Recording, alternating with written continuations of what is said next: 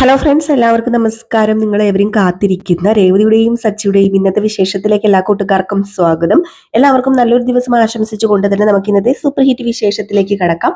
അതിനു മുമ്പായിട്ട് ആരെങ്കിലും നമ്മുടെ ഈ ചാനൽ ആദ്യമായിട്ട് കാണുന്നുണ്ടെങ്കിൽ ഇതുവരെ സബ്സ്ക്രൈബ് ഒന്നും ചെയ്ത് വെച്ചിട്ടില്ലെങ്കിൽ തീർച്ചയായിട്ടും ഒന്ന് സബ്സ്ക്രൈബ് ചെയ്ത് വെച്ചോളൂ കേട്ടോ. അതിനോടൊപ്പം മാക്സിമം എല്ലാവരും നമ്മുടെ വീഡിയോ ഇഷ്ടപ്പെടുന്നുണ്ടെങ്കിൽ ഒരു ലൈക്കും കൂടി അടിച്ചിട്ട് പോകാൻ മറക്കരുത്.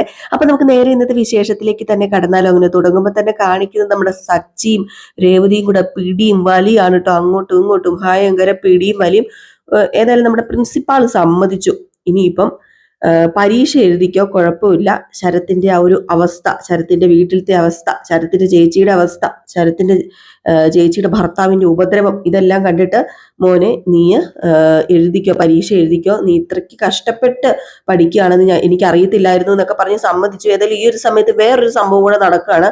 പോലീസുകാർ വരികയാണ്. പോലീസുകാർ വന്ന ഉടനെ സച്ചി രേവതി ഞെട്ടിപ്പോയിട്ടോ. സച്ചി പറഞ്ഞു, അല്ല നമ്മുടെ ഡ്രാമയിൽ പോലീസുകാരില്ലായിരുന്നല്ലോ രേവതി എന്ന് പറഞ്ഞപ്പോഴത്തേക്കും, ശരിയാണല്ലോ നമ്മുടെ ഡ്രാമയിൽ പോലീസുകാരില്ലായിരുന്നല്ലോ, പിന്നെന്താ പോലീസുകാർ വരുന്നതെന്ന്. അപ്പോഴത്തേക്കും പ്രിൻസിപ്പാളിന്റെ അടുത്തേക്ക് പോലീസുകാർ വന്നു. പോലീസുകാർ വന്നു പറഞ്ഞ പ്രിൻസിപ്പാൾ പറഞ്ഞു, ദേ അവരുടെ കാര്യം ഞാൻ വിളിച്ചു പറഞ്ഞതെന്ന്. ഈ ഒരു സമയത്ത് പോലീസുകാർ അങ്ങോട്ട് ചെന്നിട്ട് എന്ത് ചെയ്യുന്നു, നമ്മുടെ സച്ചിനെ പിടിക്കുകയാണ്. എന്നിട്ട് ചോദിക്കുകയാണ് പ്രിൻസിപ്പാളിനോട്, ഇയാളാണല്ലേ കക്ഷി? ആ അതെ അതെ, ദേ കുടിച്ചിട്ട് വന്ന് ഭാര്യയെ നടുറോട്ടിലിട്ട് അടിക്കുന്നു. അത് മാത്രമല്ല, ദേ ഇതുപോലെയുള്ള പെണ്ണുങ്ങളുടെ ജീവിതം നശിപ്പിക്കുന്നവനെ ഉണ്ടല്ലോ പിടിച്ച് പോലീസ് സ്റ്റേഷനിലല്ല കൊണ്ടുപോകേണ്ടത്, സെൻട്രൽ ജയിലില്ല. ദേ ഞാനൊരു കോളേജ് പ്രിൻസിപ്പൾ, അതെ ഇതാ എന്റെ വീട്. ദേ പിന്നെ ഞാൻ സ്റ്റേഷനിൽ വന്ന് കംപ്ലൈന്റ് എഴുതി തരാം. ദേ ഇവൻ എങ്ങനെയാ എന്താന്ന് വെച്ചാ കൊണ്ടുവന്ന് കൈകാര്യം ചെയ്തോളെന്ന് പറയാണ്. ഈ സമയത്ത് ഒരു വനിതാ പോലീസാണ്. അപ്പം പുള്ളിക്കാരി പറയാണ്, ദേ ഇവനെ വെളിയിലോ പുറം ലോകം കാണിക്കരുത്, ഇവനെ കൊണ്ടുപോയി ലോക്കപ്പിലല്ല അടയ്ക്കേണ്ടത്, സെൻട്രൽ ജയിലിൽ തന്നെ അടയ്ക്കാൻ സാറേ. ഇതുപോലെയുള്ളവന്മാരുണ്ടല്ലോ നാടിനും വീടിനും എല്ലാം ഭാരവാ. നാട് റോട്ടിൽ കിടന്ന് നീ എന്താടാ ചെറ്റത്തരം കാണിക്കുന്നോ? എന്തിനാടാ നീ ഭാര്യനെ തല്ലിയത്? അപ്പോഴത്തേക്കും നമ്മുടെ സച്ചി പറഞ്ഞു, ഞാൻ കുടിച്ചിട്ടേ ഇല്ല. അപ്പോഴത്തേക്കും നമ്മുടെ രേവതി പറഞ്ഞു, അതെ എന്റെ ഭർത്താവ് കുടിച്ചിട്ടില്ല, പ്ലീസ് സാർ. ആഹാ, ഭർത്താവിനെ രക്ഷിക്കുന്നോ? ദേ ഇവനെയുള്ള ഇതുപോലെയുള്ള പെണ്ണുങ്ങളാടി ദേ ഈ ആണുങ്ങളെ ഇല്ലാതാക്കുന്നത്. നിന്റെ ഭർത്താവിനെ രക്ഷിക്കുവാണല്ലേ നീ. ദേ നീ എന്തിനാടി ഇതെല്ലാം സഹിച്ചു നിൽക്കുന്നത്? നിനക്ക് വേറെ പണിയില്ലേ? കുറെ എണ്ണങ്ങളുണ്ട് ഭർത്താക്കന്മാരെ സപ്പോർട്ട് ചെയ്യാനായിട്ട്. എടി നിന്റെ ദേഹം അല്ലടി വേദനിച്ചത്, നീ എന്തിനാടി ഇവനെ സപ്പോർട്ട് ചെയ്യുന്നത്? ദേ കേറാ, മര്യാദയ്ക്ക് വണ്ടിക്കകത്ത് കയറിക്കോടാ, മാറി നിക്കടി എന്നും പറഞ്ഞ് നമ്മുടെ സച്ചിനെ വണ്ടിക്കകത്ത് തള്ളിക്കയറ്റുകയാണ് കേട്ടോ. ശരത്താണെങ്കിൽ മാറി നിന്ന് ഇതെല്ലാം കണ്ടിട്ട്, ചേച്ചി ഇത് എന്താ ചേച്ചി, ചേച്ചി മാറി നിൽക്കുക ചേച്ചി, അയാളെ കൊണ്ടുപോട്ടെ ചേച്ചി, അയാൾ വെറുതെ എന്റെ ചേച്ചിനെ അടിച്ചില്ലേ ചേച്ചി, ചേച്ചി എന്താ ചേച്ചി ഇതെന്ന് പറഞ്ഞുകൊണ്ട് ശരത്ത് അപ്പോഴത്തേക്കും നമ്മുടെ പോലീസ് വിട്ടു പോയി കേട്ടോ നമ്മുടെ സച്ചിനെ. അപ്പോഴത്തേക്കും നമ്മുടെ ശരത്ത് പറഞ്ഞു, എന്റെ പൊന്നി ചേച്ചി അയാൾ കുടിച്ചിട്ടുണ്ട് ചേച്ചി, ചേച്ചി എന്തിനാ അയാളെ സപ്പോർട്ട് ചെയ്യുന്നത്? നടു റോഡിൽ ഇട്ടിട്ട് ഇത്രയും പ്രശ്നം ഉണ്ടാക്കി തല്ലിയിട്ട് ഇതെന്താ സച്ചിനെ സപ്പോർട്ട് ചെയ്യുന്ന അതിന്റെ കാര്യമുണ്ടോ? എന്റെ പൊന്നറ നീ മിണ്ടാതിരിക്കേ. നിന്റെ പരീക്ഷ എഴുതാൻ വേണ്ടി പ്രിൻസിപ്പാളിനെ കൊണ്ട് സമ്മതിപ്പിക്കാൻ വേണ്ടിയിട്ടാ എന്റെ സച്ചേട്ടൻ ഇപ്പൊ ഇതെല്ലാം ചെയ്തത്. എന്റെ സച്ചേട്ടൻ ഇപ്പൊ അകത്തായി, എന്റെ സച്ചേട്ടൻ കുടിച്ചിട്ടൊന്നുമില്ല, ഇതെല്ലാം അഭിനയമായിരുന്നു. സത്യമാണോ? ഇതൊക്കെ നേരത്തെ പറയണ്ടായിരുന്നോ എന്റെ പൊന്നി ചേച്ചി? ചേച്ചി പേടിക്കൊന്നും വേണ്ട, വാ നമുക്ക് വണ്ടി കയറാം. പോലീസ് സ്റ്റേഷനിൽ ചെന്ന് ചേച്ചി പറഞ്ഞാലേ പോലീസ് സച്ചിയേട്ടനെ വിട്ടയക്കും, അതുകൊണ്ട് കുഴപ്പമില്ല, കയറാൻ പറഞ്ഞ് നമ്മുടെ രേവതിനെ കയറ്റിക്കൊണ്ട് ഇങ്ങോട്ടേക്ക് പോലീസ് സ്റ്റേഷനിലേക്ക് പോവുകയാണ് കേട്ടോ. ഈ സമയത്ത് നമ്മുടെ സച്ചി ആണെങ്കിൽ ലോക്കപ്പിൽ കിടക്കാണ് കേട്ടോ. ലോക്കപ്പിൽ കിടന്നിട്ട് നമ്മുടെ സച്ചി പറയാ, എന്റെ പൊന്ന് സാറേ ഞാൻ കുടിച്ചിട്ടില്ല, വേണമെങ്കിൽ ആ മെഷീൻ ഇല്ലേ അത് വെച്ചൊന്ന് പരിശോധിച്ച് നോക്കിക്കോ. ഓ നീ എന്ത് പറഞ്ഞത് കാര്യമില്ല എന്റെ പൊന്നു പോലെ, അവിടെ നിൽക്ക. നീ കുടിച്ച് അവിടെ എന്തൊക്കെ പരിപാടി കാണിച്ചു, അതൊക്കെ ഫോണിൽ വീഡിയോ എടുത്ത് അയച്ചു തന്നവരും ഉണ്ട്. എന്നിട്ട് നീ കുടിച്ചിട്ടില്ലെന്ന് പറഞ്ഞിട്ടുണ്ട്, എങ്ങനെയാണ് വിശ്വസിക്കുന്നത്? അപ്പോഴത്തേക്ക് നമ്മുടെ രേവതി സച്ചി വന്നു കേട്ടോ. രേവതി സച്ചി അല്ല, സോറി, രേവതി ശരത്തും വന്നു. അങ്ങനെ നമ്മുടെ രേവതി നേരെ SI സാറിനെ പോയി കാണുകയാണ്. എന്റെ പൊന്നു സാറേ, ഞാനേ സച്ചേട്ടന്റെ ഭാര്യ, അദ്ദേഹം ഒരു തെറ്റും ചെയ്തിട്ടില്ല. കുടിച്ച് ബോളം കെട്ട് നിന്നെ അടിച്ചെന്ന് പറഞ്ഞിട്ടൊരു തെറ്റും ചെയ്തിട്ടില്ലെന്നോ? എന്റെ പൊന്നു സാറേ, ഇവൻ എന്റെ അനിയന. കുറച്ചു നാള് ഇവന് കോളേജിൽ പോകാൻ പറ്റിയില്ല, അറ്റൻഡൻസ് ഇല്ലാത്തത് കൊണ്ട് പരീക്ഷ എഴുതാൻ കഴിയില്ല എന്ന് പ്രിൻസിപ്പാൾ പറഞ്ഞു. അപ്പം ഞാനും സച്ചേട്ടനും കൂടി പ്രിൻസിപ്പാളിനെ പോയി കണ്ടു, സംസാരിക്കുകയും ചെയ്തു. പക്ഷെ അദ്ദേഹം ഞങ്ങളോട് സംസാരിക്കാൻ കൂട്ടാക്കിയില്ല. എന്റെ അനിയൻ പരീക്ഷ എഴുതണം, അതെന്റെ വലിയൊരു ആഗ്രഹമാണ്. അവന്റെ ഭാവി ജീവിതം അത് പോവില്ല സാറേ. അതുകൊണ്ട് ഞങ്ങളൊരു ഡ്രാമ കളിച്ചതാ, കുടിച്ചതായിട്ട് സച്ചേട്ടനെ അഭിനയിച്ചതാ, ഒരിക്കലും സച്ചേട്ടൻ കുടിച്ചതല്ല. അതുകൊണ്ട് ഇവനെ പ്രിൻസിപ്പള് പരീക്ഷ എഴുതാൻ വിടൂന്ന് കരുതി. അപ്പോഴത്തേക്ക് നമ്മുടെ ശരത്തും പറഞ്ഞു, എനിക്ക് വേണ്ടിയാ സാറേ അദ്ദേഹം അങ്ങനെയൊക്കെ ചെയ്തത്. ഓഹോ, നടു റോഡിൽ വെച്ച് ഇങ്ങനെയൊക്കെ കാണിച്ചിട്ടുണ്ട്, പോലീസ് നോക്കി നിൽക്കുന്നു കരുതിയോ? എന്റെ പൊന്നു സാറേ, തെറ്റു പറ്റിയത് അറിയാതെ ഞങ്ങൾ ചെയ്തു പോയതാ സാറേ. എന്റെ പൊന്നു സാറേ, അദ്ദേഹത്തെ ഒന്ന് വിടണം. നിങ്ങളുടെ ഒരു ഡ്രാമ. എനിക്ക് വിടാനൊന്നും പറ്റത്തില്ല അവനെ. CI മേഡം അറസ്റ്റ് ചെയ്തത്. മേഡത്തിനോട് സംസാരിച്ചു നോക്കാം, ചിലപ്പം വിടും. ഞാൻ സംസാരിച്ചു നോക്കാം. മേഡം എവിടെയാ സാറേ? ഇപ്പൊ ഒന്നും സംസാരിക്കാൻ ഒക്കത്തില്ല. മേഡം ഇപ്പൊ സ്ഥലത്തില്ല. നാളെ രാവിലെ മേഡം വരത്തുള്ളൂ. രാവിലെയോ? അതുവരെ എന്റെ സച്ചേട്ടൻ ഈ ലോക്കപ്പിൽ കിടക്കാനോ? അയ്യോ, ഇല്ല സാറേ, ദേവി ഇത് എന്റെ ഭർത്താവിനെ ഒന്ന് വിടണം സാറേ, പ്ലീസ് സാറേ. ഞാൻ പറഞ്ഞില്ലേ എനിക്ക് വിടാൻ പറ്റത്തില്ല. എന്റെ പൊന്ന് സാറേ, അന്ന് ആ മേഡത്തിന്റെ നമ്പർ ഒത്തുതാ, ഞാൻ ആ മേഡത്തിന് വിളിക്കാം. നമ്പർ ഒന്നും തരാൻ പറ്റത്തില്ല. നിങ്ങൾ പോയിട്ട് നാളെ വാ, അത് മതി. അല്ലാതെ നമ്പർ തരില്ല. എന്റെ പൊന്നു സാറ്, എന്നെ ലോക്കപ്പിൽ ഇട്ടോ അദ്ദേഹത്തിന് പകരം, അദ്ദേഹത്തിന് വിട് എന്നിങ്ങനെ ശരത്ത്. അപ്പോഴത്തേക്കും നമ്മുടെ SI പറഞ്ഞു, ആഹാ കൊള്ളാലോ, എന്നെ കൊടുക്കാൻ നോക്കുകയാണോ? ആൾമാറാട്ടം നടത്തിയെന്ന് പറഞ്ഞ് ഞാൻ കുടുങ്ങും. നിങ്ങൾ ചെല്ല്. നാളെ രാവിലെ വന്നാ മതി. ഇപ്പം അവരെ വിടാൻ ഒക്കത്തില്ല. ഇപ്പൊ അവനെ ഞാൻ വിടത്തില്ല. ഇപ്പൊ പോയിട്ട് വെളുപ്പിന് വാ. എന്റെ പൊന്നു സാറേ, അദ്ദേഹത്തെ ഞാനൊന്ന് കണ്ടോട്ടെ. അത് വേണേ സമ്മതിക്കാം. പോയി കണ്ടോ, കുഴപ്പമില്ല. കുറച്ചു നേരമേ കാണാനൊക്കെ അനുവദിക്കത്തുള്ളൂ. ചെല്ല് എന്ന് പറയുകയാണ്. അങ്ങനെ നമ്മുടെ രേവതി ശരത്ത് നേരെ സച്ചിനെ കാണാൻ പോവാ. നമ്മുടെ സച്ചിയാണ് അവിടെ നിൽക്കുകയാണ് കേട്ടോ. അപ്പോഴത്തേക്കും ചെന്ന് രേവതി സച്ചേട്ടാന്ന് വിളിച്ചപ്പോ രേവതി വിളിച്ചത് ഓടി വന്നു. എന്താ രേവതി? സച്ചേട്ടാ, സാറ് വിടാൻ പറ്റില്ലെന്നാ പറയുന്നത്. നീ എന്തിനാ ഇങ്ങനെ കരയുന്നത്? പേടിക്കാനൊന്നുമില്ല, ഇത് വലിയ കേസൊന്നുമല്ല. നീയേ വീട്ടിലേക്ക് പൊക്കോ. എങ്ങനെയാ മനസ്സമാധാനത്തോടെ വീട്ടിൽ പോകാൻ കഴിയും സച്ചേട്ടാ? ഇന്ന് രാത്രി സച്ചേട്ടൻ ഇവിടെയല്ല കിടക്കേണ്ടത്. ഞാനേ ആരെങ്കിലും ഒന്ന് വിളിച്ച് നോക്കട്ടെ. സ്വാധീനമുള്ള ആരെങ്കിലും വിളിച്ചാൽ സച്ചേട്ടനെ പറഞ്ഞു വിടും. അതൊന്നും വേണ്ട രേവതി. വേണ്ട സച്ചേട്ടൻ ഇവിടെ കിടക്കുന്ന കാണാൻ എനിക്ക് പറ്റത്തില്ല. ഞാൻ വിളിക്കാൻ പോവാ എന്നും പറഞ്ഞുകൊണ്ട് ശരത്തല്ല നമ്മുടെ രേവതി വിളിക്കാൻ പോയി. ഈ സമയത്ത് അപ്പോൾ ശരത്ത് ചോദിച്ചു, എന്തിനാ സച്ചേട്ട ഇങ്ങനെയൊക്കെ ചെയ്തത്? എന്റെ പൊന്നു മോനെ, നമ്മളൊന്നും സഹായിക്കാൻ ആരുമില്ല. നീ എങ്ങനെയെങ്കിലും എക്സാം എഴുതണം. അതിന് വേറൊരു വഴിയും കണ്ടില്ല. അതുകൊണ്ടാ സത്യം പറഞ്ഞ് ഞങ്ങൾ ഇങ്ങനെയൊക്കെ ചെയ്തത്. ഒന്നുകൂടെ ട്രൈ ചെയ്ത് നോക്കിയതാ. അല്ല, ഇത് എന്നോട് നേരത്തെ പറയത്തില്ലായിരുന്നോ? പറഞ്ഞാലേ നമ്മൾ ഉദ്ദേശിച്ച ഫലം കിട്ടത്തില്ല. നീ അപ്പൊ വന്ന് വഴക്കുണ്ടാക്കത്തില്ല, പ്രശ്നം ഉണ്ടാക്കത്തില്ല, അതുപോലെ നീ വന്ന് ഇങ്ങനെയൊന്നും പെരുമാറത്തില്ല. ഇങ്ങനെ പെരുമാറിയില്ലായിരുന്നെങ്കിൽ നിനക്ക് എക്സാം എഴുതാൻ പറ്റില്ലായിരുന്നല്ലോ. ഏതായാലും നിനക്ക് പരീക്ഷ എഴുതാൻ പറ്റിയില്ലോ. എനിക്കത് മതി. നീ പരീക്ഷ എഴുതണം, നീ ജയിക്കണം, അത് മാത്രം മതി. രേവതിയുടെ വലിയ ആഗ്രഹമാണ് നീ എക്സാം എഴുതണമെന്ന്. പിന്നെ എനിക്കും കോളേജിലൊന്നും പോയി പഠിക്കാൻ പറ്റിയിട്ടില്ലല്ലോ. നീ നന്നായിട്ട് പഠിക്കണം. പരീക്ഷ എഴുതി വലിയ മാർക്കോട് കൂടി പാസ്സാകണം, ജോലി കിട്ടണം. അമ്മയ്ക്കും ചേച്ചിക്കും നിന്നിൽ അത്ര പ്രതീക്ഷയാ. ഞാൻ പഠിക്കും സജ്ജേട്ടാ, ഞാൻ പഠിക്കും. ഓ, നീ എന്തിനാ കരയുന്നത്?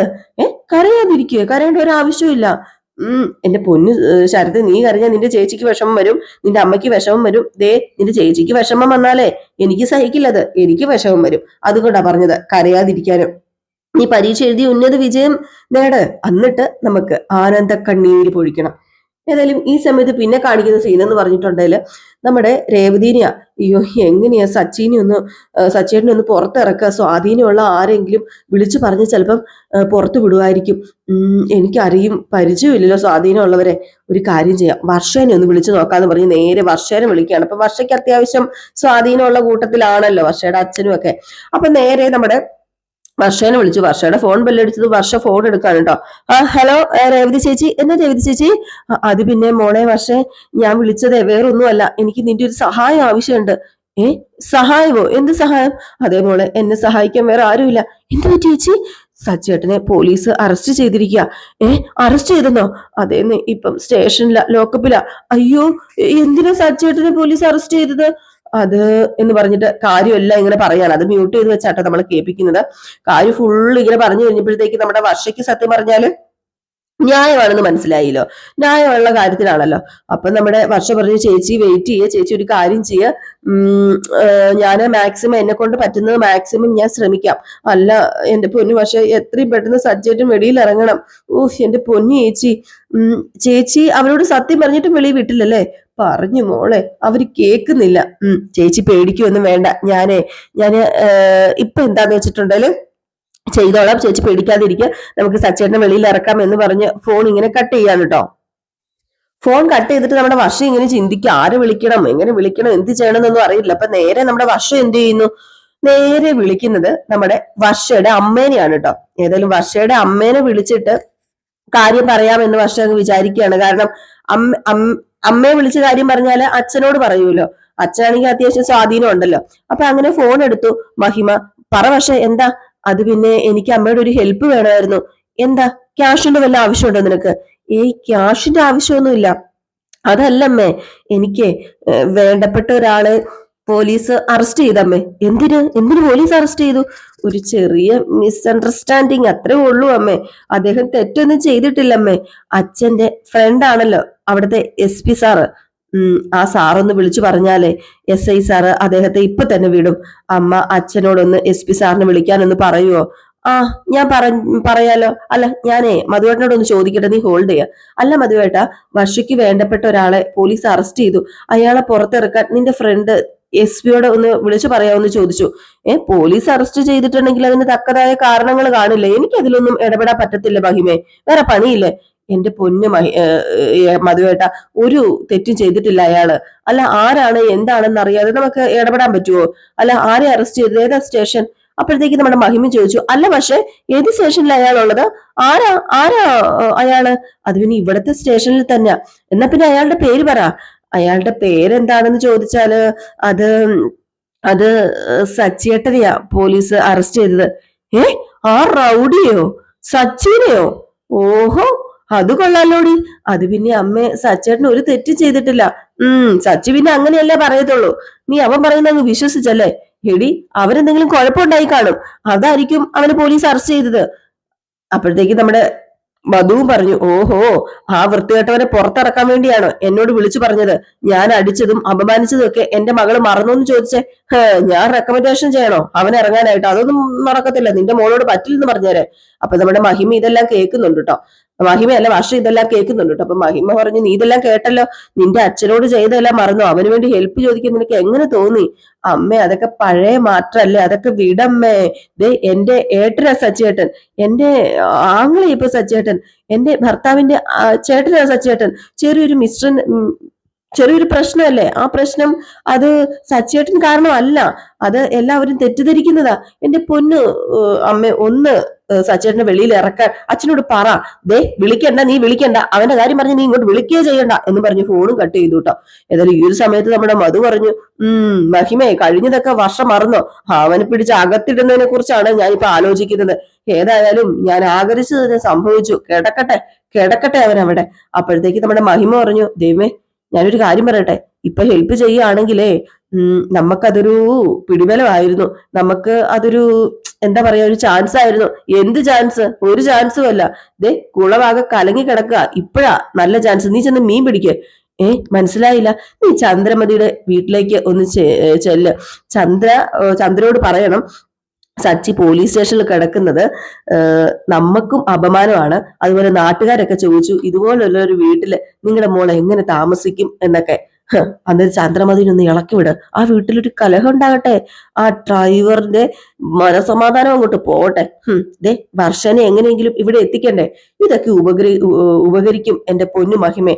ആ വീട്ടുകാരെ കുത്താൻ കിട്ടുന്ന ഒരവസരവും നമ്മളെ പാഴാക്കരുത് മഹിമേ. ഏതായാലും മഹിമയ്ക്ക് അപ്പോഴാണ് തോന്നിയത്, ശരിയാണല്ലോ, പറ്റിയ സാഹചര്യം, പറ്റിയ സമയം, നമ്മുടെ ചന്ദ്രമതിനെ ഇളക്കി വിടാനും രേവതിക്കും സച്ചിക്കും പണി കൊടുക്കാനും പറ്റിയ സമയം. ഈ ഒരു സമയത്ത് വീണ്ടും കാണിക്കുന്ന നമ്മുടെ വർഷേനെയാണ്. അപ്പൊ വർഷ വീണ്ടും ഫോൺ എടുത്തിട്ട് നേരെ വിളിക്കുന്നത് നമ്മുടെ രേവതിനെയാണ് കേട്ടോ. അങ്ങനെ രേവതി ഫോൺ എടുത്തിട്ട്, വർഷേ ആരോടെങ്കിലും സംസാരിച്ചോ? അത് പിന്നെ ഞാൻ അച്ഛനെ വിളിച്ചിരുന്നു ചേച്ചി, പക്ഷേ നടന്നില്ല ചേച്ചി. അച്ഛൻ പറയുന്നത് അച്ഛനെ കൊണ്ട് പറ്റില്ലെന്നാ. ചേച്ചി, എനിക്ക് കൂടുതൽ ആളുകളെ ഒന്നും പരിചയമില്ല. ചേച്ചി ഒരു കാര്യം ചെയ്യ്, ചേച്ചി തന്നെ അവരോട് പറ, സച്ചേട്ടൻ തെറ്റൊന്നും ചെയ്തിട്ടില്ലെന്ന്. സാരമില്ല പക്ഷെ നീ ശ്രമിച്ചല്ലോ, അത് തന്നെ വലിയ കാര്യം. ചേച്ചി വിഷമിക്കല്ലോ കേട്ടോ ചേച്ചി സങ്കടപ്പെടാതെ. ചേച്ചി ഒന്നും കൂടെ ആ SI സാറിനോട് ഒന്ന് സംസാരിച്ച് നോക്ക്, എന്നിട്ട് കാര്യങ്ങളൊക്കെ പറഞ്ഞൊന്ന് മനസ്സിലാക്കാൻ നോക്ക്. ഉറപ്പായിട്ടും സച്ചേട്ടന് വിടും, അത് ഉറപ്പാ, ഞാൻ പ്രാർത്ഥിക്കാം എന്നൊക്കെ പറഞ്ഞിട്ട് ഫോൺ കട്ട് ചെയ്യാണ് കേട്ടോ. ഏതായാലും രേവതിക്ക് ഉള്ള പിടിവേലം കൂടി ഇല്ലാതായി പോയി കേട്ടോ. ഇനിയിപ്പോ എന്ത് ചെയ്യാനാണ്? അങ്ങനെ നമ്മുടെ ശരത്ത് അവിടെ നിൽക്കുന്നു, അതുപോലെ സച്ചി അവിടെ നിൽക്കുന്നു. അങ്ങനെ ശരത്ത് ചോദിച്ചു, അല്ല സച്ചേട്ടാ, ചേച്ചിനെ കാണുന്നില്ല, വിശക്കുന്നുണ്ടോ? ഞാൻ എന്തെങ്കിലും പോയി മേടിച്ചോണ്ട് വരട്ടെ കഴിക്കാനായിട്ട്? അയ്യോ വേണ്ടടാ, എനിക്കൊന്നും വേണ്ടടാ, എനിക്ക് വിശക്കുന്നില്ല. അപ്പൊ നമ്മുടെ രേവതി വന്നിട്ട് ശരത്ത് ചോദിച്ചു, അല്ല ചേച്ചി, ആരെങ്കിലും വിളിച്ചായിരുന്നോ? എനിക്ക് അങ്ങനെ ആരും അറിയില്ലല്ലോടാ. അതുകൊണ്ട് ഞാൻ ആരെ വിളിക്കാനാ? ഞാൻ വർഷേനെ വിളിച്ചു. വർഷേനെ വിളിച്ച് സഹായിക്കണമെന്ന് പറഞ്ഞു. അവളുടെ അച്ഛനോട് പറഞ്ഞു. പക്ഷെ അവളുടെ അച്ഛൻ സഹായിക്കില്ലത്രേ. ആ, നല്ല ആളോടാ നീ പറഞ്ഞത്. അത് പിന്നെ വർഷയ്ക്ക് സഹായിക്കാൻ കഴിയുന്നല്ലേ സച്ചേട്ടൻ ഞാൻ കരുതി. അതുകൊണ്ടല്ലേ ഞാൻ വിളിച്ചത്. അവക്ക് സഹായിക്കാൻ മനസ്സ് കാണും. പക്ഷെ അവളുടെ അച്ഛനും അമ്മയും അങ്ങനെയാണോ? അവരൊന്നും നമ്മൾ ഒരിക്കലും സഹായിക്കാൻ പോകുന്നില്ല. എന്റെ നിന്ന് അടി മേടിച്ച ആളാ അവളുടെ അച്ഛൻ. ഞാൻ സ്റ്റേഷനിലാന്ന് പറയുമ്പോൾ അയാൾ സന്തോഷിക്കുള്ളൂ. എനിക്ക് രണ്ടടി കൂടുതൽ കിട്ടുവാണെങ്കിൽ കിട്ടട്ടെ എന്നല്ലേ ഓർക്കത്തുള്ളൂ. നമ്മൾ അവർക്ക് മുമ്പിലൊന്നും താന്നു നിൽക്കില്ല രേവതി. നമ്മള് നേരിട്ടല്ലെങ്കിലും നമുക്ക് ആരോടും സഹായം ചോദിക്കേണ്ട കാര്യമില്ല. നീ എന്തിനാ വർഷാനെ വിളിക്കാൻ പോയത്? അത് പിന്നെ സച്ചേട്ടൻ ഈ ലോക്കപ്പിൽ കിടക്കുന്നത് എനിക്ക് ആലോചിക്കാൻ കൂടി പറ്റുന്നില്ല. എനിക്ക് സഹിക്കാൻ പറ്റുന്നില്ല. സച്ചേട്ടൻ പെട്ടെന്ന് തന്നെ പുറത്തിറക്കണം എന്ന് എനിക്ക് തോന്നി. അതിനു വേണ്ടിയിട്ടാ രേവതി. എനിക്ക് സാരമില്ലെന്ന്. ഞാൻ ആദ്യമായിട്ടാണോ ലോക്കപ്പിൽ കിടക്കുന്നത്? എന്റെ പൊന്നു സച്ചേട്ടൻ കൂടെ ഇല്ലാതെ ഞാൻ ഇവിടുന്ന് പോവില്ല. ഓഹോ, നീ ഇവിടെ കിടക്കാൻ പോവാണോ? ഇവിടെ കൂട്ടിക്കൊണ്ട് വീട്ടിൽ പൊക്കെ ചട്ടത്തെ. ഇതൊന്നും ശരിയല്ല കേട്ടോ, ശരിയാവില്ല. എന്റെ പൊന്നു രേവതി, നിന്ന് കരയാതെ. ശരിയല്ല ഇതൊന്നും. നീ വീട്ടിൽ പോകാൻ നോക്ക. എന്നിട്ട് നാളെ രാവിലെ വാ. നമ്മൾ തെറ്റൊന്നും ചെയ്തിട്ടില്ല, പിന്നെ എന്തിനാ പേടിക്കുന്നത്? നല്ലത് നടക്കാൻ വേണ്ടി നമ്മൾ ഇതൊക്കെ ചെയ്തത്. നമ്മൾ വിചാരിച്ച കാര്യം നടന്നില്ലേ? അതിൽ നമ്മൾ സന്തോഷിക്കല്ലേ രേവതി ചെയ്യേണ്ടത്? ഞാൻ വന്നോളാം. നീ ഒരു കാര്യം ഇപ്പൊ പൊക്കെ നീ വീട്ടിലേക്ക് പോകാൻ നോക്ക. അത് പിന്നെ സച്ചേട്ടാ, ഞാനൊരു കാര്യം പറയാം രേവതി. അച്ഛൻ ഞാൻ എവിടെയാണെന്ന് ചോദിച്ചു കഴിഞ്ഞിട്ടുണ്ടെങ്കിൽ ട്രിപ്പ് പോയിരിക്കാന്ന് പറഞ്ഞാൽ മതി. പിന്നെ വേറെ ആരും എന്നെ കുറിച്ച് ചോദിക്കാനൊന്നും പോകുന്നില്ല. അതുകൊണ്ട് ഇപ്പം രേവതി പോകാൻ നോക്കിയ ശരത്തെ, ഇവളെ കൂട്ടിക്കൊണ്ട് പൊക്കെ. അങ്ങനെ നമ്മുടെ രേവതി നേരെ വീട്ടിലേക്ക് ചെല്ലുകയാണ് കേട്ടോ. ചന്ദ്രോദയത്തേക്ക് ചെല്ലുകയാണ്. അവിടെ വലിയൊരു ബോംബാട്ടോ ഇരിക്കുന്നത്, പൊട്ടാൻ പോകുന്നത്. അവിടെ ചെന്നപ്പോ തന്നെ ചന്ദ്രമതി അങ്ങോട്ട് ചിരിച്ച മുഖത്തോടു കൂടി ഇരിക്കുക. അങ്ങനെ പാതിരാത്രിയാണല്ലോ നമ്മുടെ രേവതി കയറി വരുന്നത്.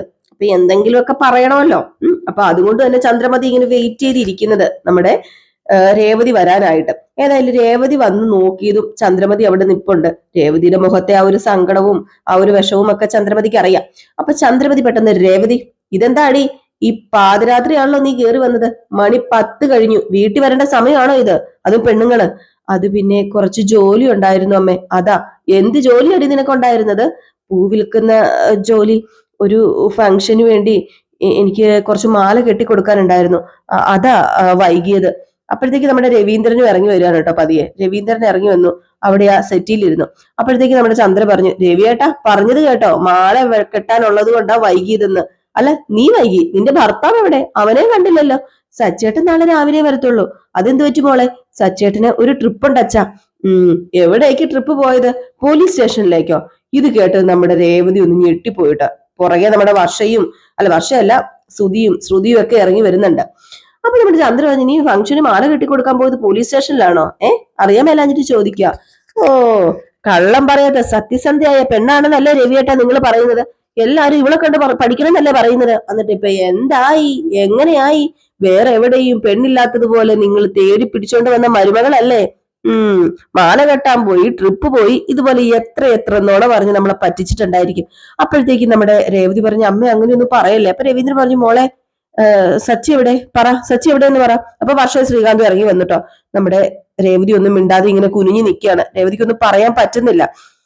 അപ്പോഴത്തേക്ക് നമ്മുടെ രവീന്ദ്രൻ ചോദിച്ചു, മോളെ നീ എന്തെങ്കിലും ഒന്ന് പറ, സച്ചി എവിടെ എന്നാ ഞാൻ ചോദിച്ചത്. സച്ചി എവിടെ? ഓ, ഇവള് മിണ്ടത്തില്ലല്ലോ.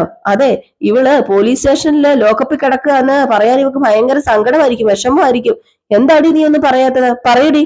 അപ്പോഴത്തേക്കും നമ്മുടെ രേവതി വീണ്ടും മിണ്ടാതെ നിൽക്കുകയാണ് കേട്ടോ. രവീന്ദ്രന് മനസ്സിലായി പോലീസ് സ്റ്റേഷനിൽ തന്നെ നമ്മുടെ സച്ചി ഉള്ളത് എന്ന്. എന്നാലും ഈ ഒരു സീൻ കാണിച്ചിട്ടാണ് ഇന്നത്തെ വിശേഷം അവസാനിക്കുന്നത്. അപ്പൊ എല്ലാവരും കാത്തിരിക്കുക അടുത്ത വിശേഷത്തിനായിട്ട്.